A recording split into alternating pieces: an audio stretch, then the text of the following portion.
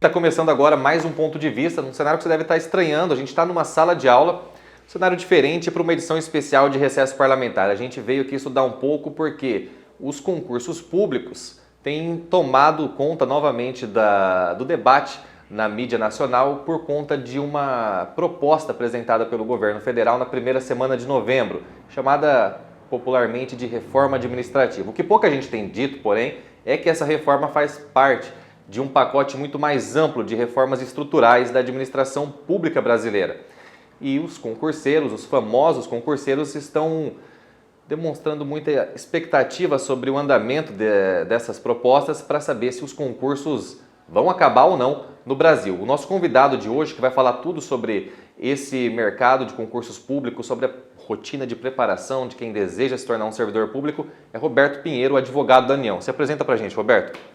Tudo bem. Roberto Pinheiro, eu sou procurador federal da carreira da Advocacia Geral da União desde 2004 e sou professor para curso preparatório para concurso desde setembro de 1998. Então, eu venho acompanhando esse processo de concursos públicos já há mais de 2 décadas e nós agora vamos enfrentar um momento diferente, né? Um momento de reforma que vai, de certa maneira, atingir os concursos públicos. Então vamos começar de uma maneira bem light. Os concursos vão acabar no Brasil? Não, os concursos eles não vão acabar no Brasil. O que nós vamos ter a partir das PECs que estão sendo apresentadas, a primeira já apresentada, a PEC emergencial, que visa reduzir o gasto público, essa PEC que foi apresentada agora, na primeira semana de novembro, ela prevê a suspensão de concursos públicos pelo prazo de 2 anos.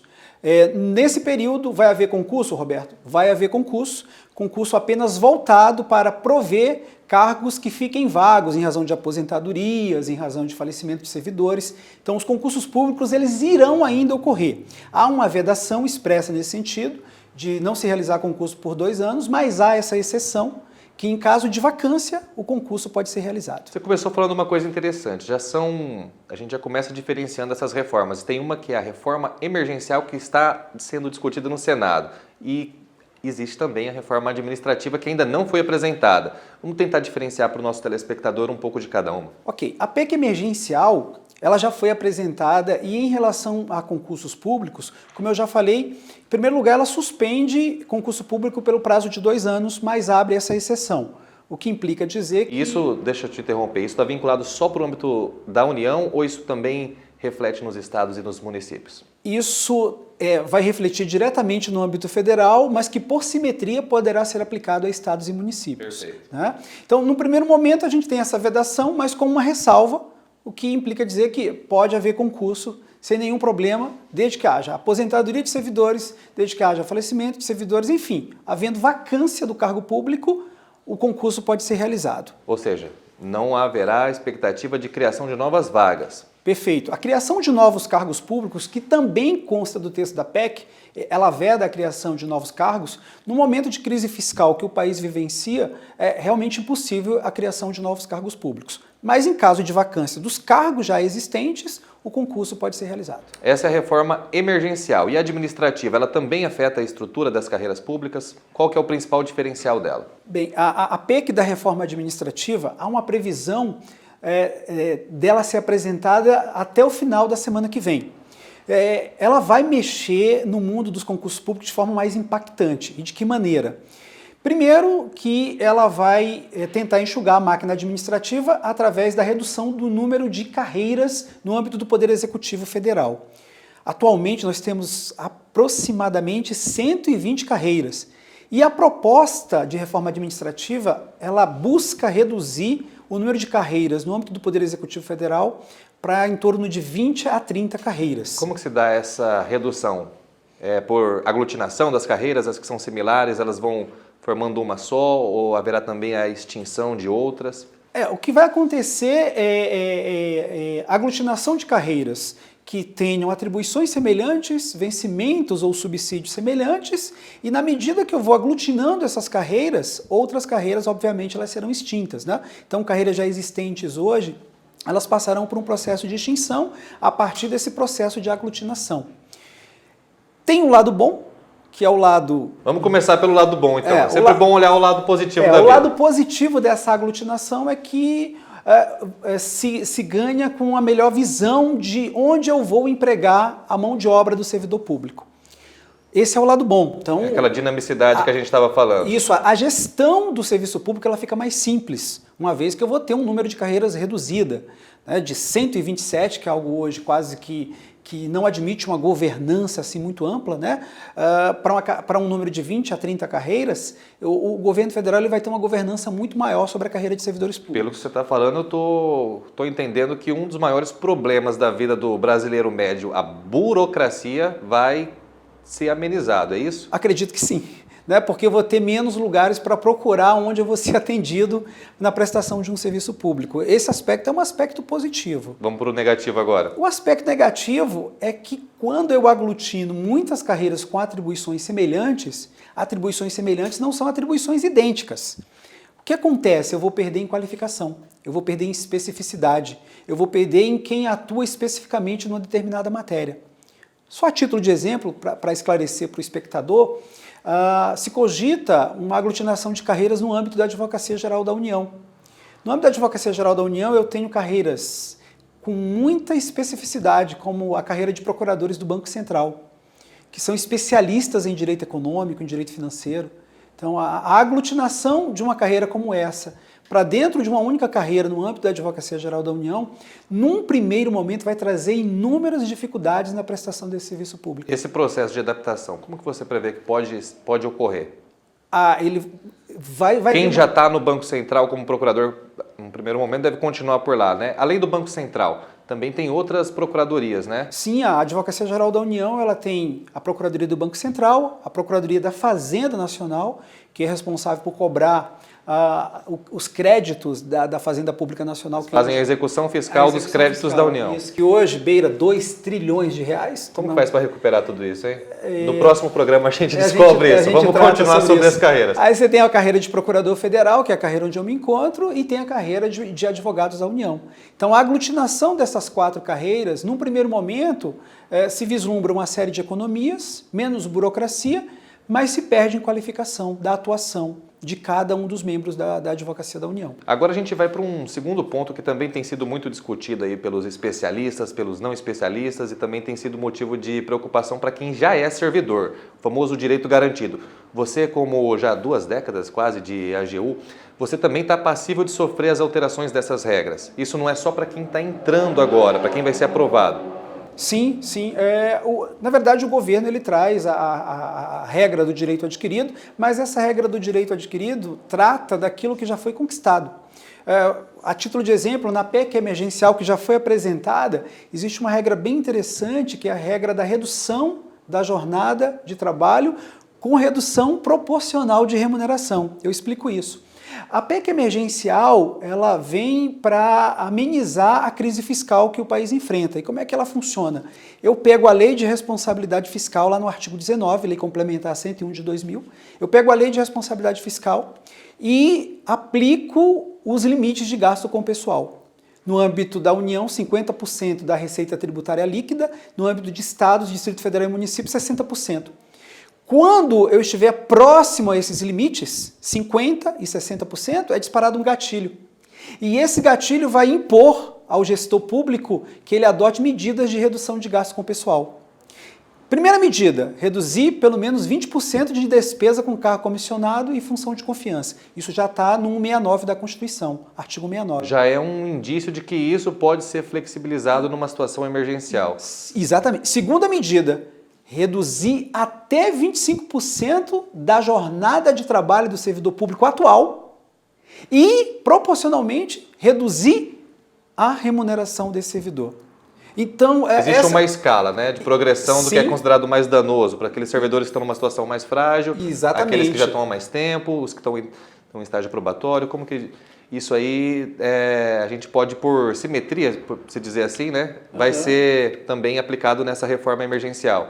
Esse seria o fundamento que a reforma está apresentando. Esse é o fundamento. E essa questão da crise fiscal, perceba, ela vai atingir essa questão da redução de jornada com redução de remuneração, ela atinge o servidor atual. Ela não atinge o futuro servidor. É um dado interessante que a gente traz, porque isso tem repercussão na vida do atual servidor. Falando para quem ainda não é servidor, como é o caso desses nossos colegas aqui. Como que se dará a progressão na carreira, que também tem sido um dos temas mais batidos aí nessa discussão. Vai haver mudanças muito drásticas nisso? A questão também do estágio probatório, esse período vai ser dilatado? Além disso, quais são as novas regras que estão por vir para quem vai iniciar a carreira no serviço público? Então, vamos falar um pouquinho da prospecção da reforma administrativa que deve estar sendo apresentada na semana que vem. Então, o primeiro ponto é em relação a concursos públicos. Como é que fica a questão dos concursos públicos? Os concursos continuarão existindo, mesmo diante da reforma, mas se vislumbra a flexibilização de concursos públicos. Há um instrumento que já é praticado em outros países chamado entrada lateral, onde o poder público ele vai poder contratar, sem concursos, profissionais de alto nível da iniciativa privada que tragam inovações tecnológicas e novos modelos de gestão para a administração pública. Seria uma coisa mais próxima dos processos seletivos que o mercado privado faz? Na verdade, não seria nem um processo seletivo. Eu vou pegar um profissional disputadíssimo no mercado. Contratação direta. Quer, é uma contratação direta. Isso muda o regime dele? Ele vai ser contratado por CLT? Vai ser estatutário? Na verdade, ele vai ser contratado aí como estatutário. É uma flexibilização no concurso e uma flexibilização bem interessante. Uma carreira quase que honorífica, então. Quase que honorífica, né? Então, eu vou pegar aquele profissional altamente qualificado, disputadíssimo no mercado e que, de repente, aceite ocupar um cargo ou um emprego na administração pública e que jamais faria um concurso público, porque todo mundo quer esse profissional no mercado. Esse é um instituto da entrada lateral que vai flexibilizar, de certa maneira, o mundo dos concursos públicos, né? O concurso vai continuar existindo para carreiras de Estado, como voltado para saúde, educação, carreira fiscal, carreira policial, segurança tribunais, pública, né? E segurança pública. Principal bandeira desse governo atual. Que é o do governo atual, perfeito. Então, vai continuar existindo, mas nós vamos ter essa flexibilização. A flexibilização começa pela entrada, e o que mais? A entrada lateral, esse é o nome do instituto, a entrada lateral. Ela já é praticada em alguns países da Europa, nos Estados Unidos também, né? Contratei via concurso público para essas funções próprias de Estado. A partir daí, esse novo servidor público, ele vai ter no primeiro momento, ele vai ser contratado como trainee. 3 anos, é isso que a imprensa hoje divulga, o texto ainda está sendo fechado. É o que vale hoje também, né? Isso, de acordo com a Constituição e com a Lei 802. Isso, e depois por 7 anos ele entra em estágio probatório. Ou seja, a aquisição da estabilidade ela vai ficar adiada para 10 anos após eu ingressar em exercício no meu cargo público que eu fui aprovado via concurso. Essa é a ideia. A partir que eu ingresso no serviço público, agora eu vou ter mais níveis de progressão. Né? Por que mais níveis de progressão? Para que isso implique em redução de salário nas carreiras que eu vou abrir concurso. Aproximando o salário no mundo do serviço público com o mundo da iniciativa privada. Essa é a ideia. A ideia é meio que equiparar a remuneração do servidor público no início da carreira com a remuneração que se tem hoje na iniciativa privada. Então, eu vou um escalonamento de 20 níveis de progressão. Aquele servidor que vai entrar no 20º nível, ele vai ter uma remuneração hoje idêntica ao que se pratica na iniciativa privada e não uma remuneração já expressiva, como se divulga que o servidor público tem hoje. Agora, analisando aqui os aspectos econômicos e sociais dessa proposta que você falou, isso, como professor há quase 2 décadas, mais de 2 décadas no âmbito de concurso público, você acha que vai haver uma diminuição do interesse dos candidatos por conta disso? Porque um dos atrativos do serviço público sempre foi justamente a questão da remuneração ser muito maior em relação ao mercado de trabalho privado. Na verdade, o que vai acontecer e o que vem acontecendo no mundo inteiro assim, vai diminuir a atratividade por um cargo público. Mas isso não significa dizer que eu deva parar de estudar. Não, porque eu vou continuar ocupando um cargo público e vou continuar trabalhando e com 10 anos. Vamos imaginar que o Congresso Nacional aprove com 10 anos. Com 10 anos eu vou adquirir estabilidade. Então eu vou continuar tendo o atrativo da estabilidade. Roberto, mas eu vou ter que perder dias e noites estudando para ter uma remuneração semelhante ao da iniciativa privada? Bem, eu, Roberto, sou servidor público e sou professor de curso preparatório para concurso na iniciativa privada.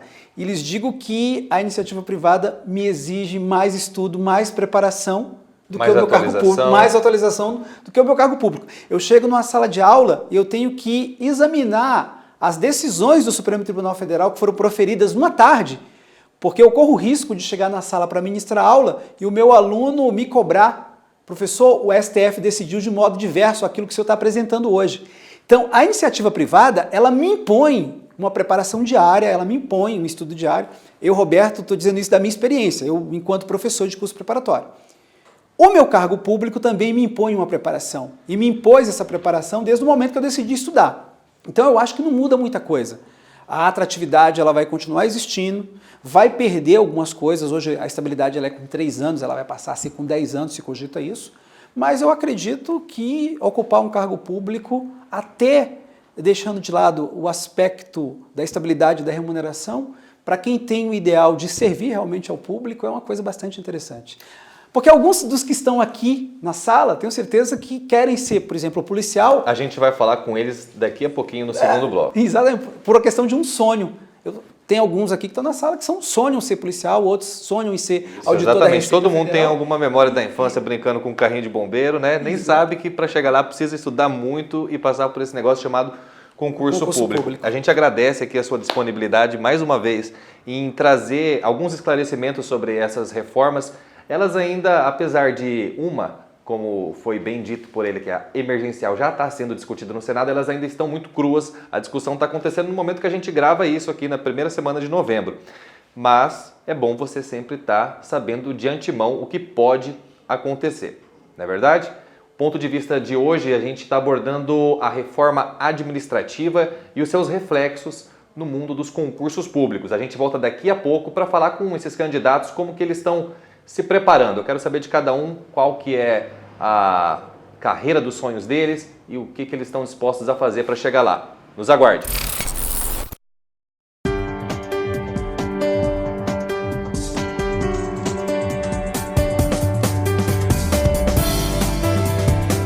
O cuidado com o meio ambiente tornou-se uma marca da atual gestão da Assembleia Legislativa.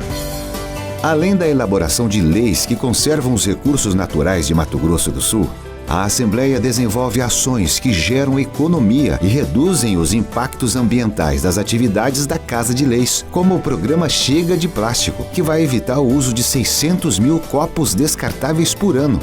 Também será implantado o sistema de energia solar, que garantirá energia limpa e renovável para a Assembleia continuar trabalhando por um estado ambientalmente equilibrado. Sustentabilidade é isso, começa aqui dentro e reflete em todo lugar. Assembleia Legislativa de Mato Grosso do Sul.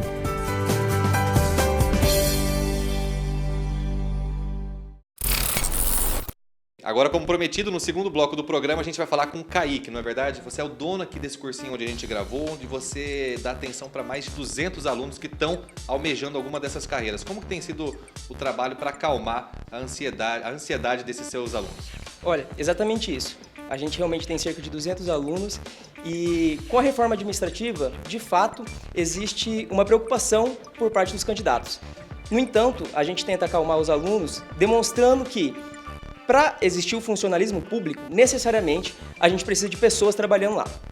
E para se contratar pessoas, para trabalhar no serviço público, nós temos uma garantia constitucional prevista no artigo 37, que é o princípio do concurso público. Então não tem como a administração pública funcionar sem pessoas. E não tem como pessoas trabalharem no funcionalismo público sem passar antes por um processo seletivo que a gente chama de concurso. Kaique, eu vou falar agora com algum dos seus alunos para saber se eles estão mais calmos depois dessas conversas que ele tem com você ou se isso aí vai afetar eles nas provas. Vamos ver como vai ser. Vamos lá. Tudo bom? Como que é o seu nome? Meu nome é André. André, você está se preparando para qual concurso? Estou me preparando para o concurso dos tribunais. Tribunais? Há um ano, mais ou menos. Um ano de preparação? Sim. Como que tem sido essa sua preparação? Minha rotina de estudos consiste basicamente em resolução de provas passadas, simulados, e a leitura também, consistente das doutrinas e do que vem sendo julgado nos tribunais. Beleza, boa sorte na sua próxima prova. Obrigado. E você, como que é o seu nome? Qual carreira que você está almejando? Diego, na parte administrativa, uma rotina diária de estudo, 5 horas por dia. Há quanto tempo você está estudando para concurso? 1 ano. 1 ano? Isso. Já fez alguma prova? Já fiz umas provas passadas, estudando nelas. Vamos ver até a hora que dá aí. Beleza. E o seu? Yasmin. Yasmin, você está querendo qual carreira? Eu também estou estudando para tribunal, já tem um pouco mais de 1 ano. 1 ano. E como que é a sua rotina? Eu também faço uma rotina diária de estudo de mais ou menos de 1 a 2 horas por dia, fazendo resolução de provas e assistindo às aulas presenciais. Você está preocupada aí com essa reforma administrativa? Sempre existe uma preocupação, né, com as novas notícias e tudo mais, mas a gente tenta focar exatamente naquilo que o Kaique tem passado pra gente, daquilo que está dentro do nosso controle, né, que é realmente continuar se dedicando para estar ocupando as primeiras vagas. Beleza. E o seu? Meu nome é Diogo. Diogo, você está querendo qual carreira? Eu estou me preparando para as carreiras policiais. Para carreira policial? Sim, Há quanto sim. tempo já? Por volta de 1 ano e meio, por aí. 1 ano e meio? Já fez Sim. alguma prova? Sim, já fiz algumas provas, sim. Se você pudesse escolher qual polícia integrar, qual que você queria? Eu gostaria de integrar a polícia do estado de Minas Gerais. Polícia Estadual? Sim. Polícia Militar de Minas Gerais? Polícia Civil. Polícia Civil de Minas Sim, Gerais? Polícia Civil. Você já fez alguma prova? Sim, já prestei prova para agente penitenciário de Minas Gerais, para oficial de Polícia Militar do Rio de Janeiro, oficial de Polícia Militar de Minas Gerais. Já venho com uma bagagem de algumas provas. Está estudando há quanto tempo? 1 ano? 1 ano e meio. Pretende estudar até quanto mais? Até quanto passar. Isso aí, essa aqui é a mentalidade. E o seu? Pedro, Pedro, tá querendo fazer qual carreira? também carreira de tribunal. Carreira Especificamente, tribunal. Hoje a gente só tá falando com o tribunal aqui. E quanto tempo você tá estudando? em torno de 1 ano também. 1 ano. Como que é a tua rotina? Então, hoje eu sou advogado também, Você é né? advogado. Sim, então a minha quantidade de horas diárias ela diminuiu bastante, né? Em consideração a 2 anos atrás, por exemplo. É difícil conciliar trabalho e estudo? Sim. Depois de difícil. formado? Sim, é difícil. Não é a mesma, não é como se fosse com uma profissão é mais difícil, né? Fazer essa conciliação. Beleza. E o seu? O meu é Jorge. Jorge, você sabe já qual carreira que você quer? Eu quero seguir a carreira de delegado federal. Delegado federal. E Isso. quanto tempo de preparação é para a carreira de delegado federal? Bom, eu creio que seja muito longo. Eu já comecei a me preparar a partir dos 13 anos, quando foi que eu tomei a decisão de seguir esta carreira, né? Você é decidido, hein, Jorge? E sou decidido. E mesmo com os problemas entre vincular a escola com estudos avançados de direito, a gente vai se englobando para conseguir um futuro correto e Você coerente. está confiante nas palavras do Kaique que tem que estudar Sim. sem se preocupar com as notícias políticas? Eu tenho a preocupação com as atualizações que vem vindo, mas eu creio que se focarmos no que pretendemos da forma certa, a gente se acostuma, né, com as atualizações. Obrigado, Jorge. E o seu? Pedro, Pedro, qual carreira você está querendo? eu quero seguir a área de contabilidade da Receita Federal. Contabilidade da Receita Federal. Você está com medo de não ter mais concurso para Receita? Ah, é preocupante, né? Às vezes a gente para pensar que pode deixar de existir os concursos, né? Ou não. Mas eu tento me focar no estudo, né? Para não pensar muito nisso. E como que é esse foco? A tua rotina é dura de estudo? Você estuda quantas horas? Ah, eu tento pegar uma parte bastante do meu tempo, né? Em vez de sair essas coisas, umas 4 horas por aí de estudo. Há quanto tempo você está fazendo isso? Há mais ou menos 6 meses por aí que eu comecei agora nesse preocupar mais. Você né? começou a estudar agora para concurso, então? É. Então, beleza. E o seu? Raquel Barbosa. Raquel, você está querendo qual carreira? Eu estudo para a área fiscal. Área fiscal, assim como o nosso colega aqui. Há quanto tempo você está estudando? Vai fazer 1 ano agora. 1 ano. Você já é formada? Você decidiu Não. estudar para concurso público quando? Eu estou fazendo a faculdade ainda, mas eu já comecei a me preparar, porque a área que eu quero é bem concorrida. Então, eu já decidi a faculdade pensando na área que eu quero também. Isso aí. E como que é a sua rotina de estudos? Bom, como eu ainda não trabalho, eu estudo de 6 a 8 horas por dia, mas às vezes eu tento mais, porque é bem concorrida. Isso aí.